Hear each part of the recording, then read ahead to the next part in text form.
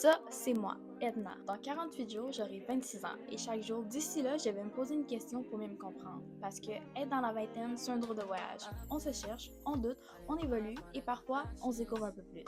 Bienvenue dans 60 jours pour moi.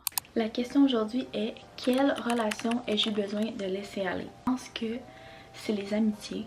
Parce que en grandissant, les amitiés, les cercles d'amis, ça change. Tu rencontres de nouvelles personnes. Il y en a avec qui vous avez plus les mêmes centres d'intérêt, ça fonctionne pas. Fait que faites chacun votre chemin.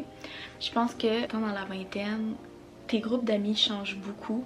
C'est dur. Puis t'as de la misère à trouver la gang qui va t'entourer puis qui va grandir avec toi dans les différents stades de ta vie. Et je pense que on devrait laisser aller les relations qui sont négatives, les gens qui nous supportent pas dans les projets qu'on veut faire, parce que même si on n'a pas le même centre d'intérêt que l'autre personne, tu peux quand même supporter l'autre personne dans ses projets. Les gens qui te donnent autant que tu leur donnes. Mais sinon, je voudrais vraiment laisser aller les gens qui, à la première opportunité de conflit ou de quelque chose, vont vous stabber dans le dos pour trash talk sur vous.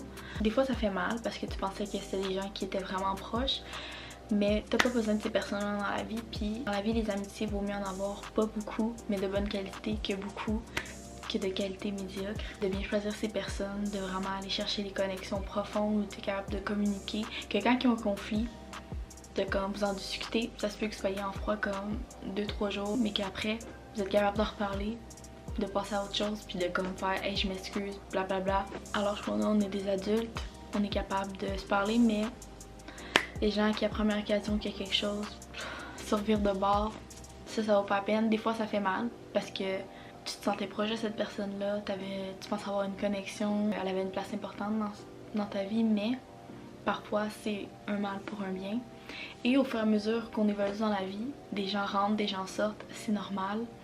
Faut juste go with the flow puis essayer de voir le positif le plus possible. Alors si toi aussi t'as envie de faire un travail d'introspection, je t'invite à répondre à la question en commentaire. Sinon je vous dis à demain pour la prochaine question.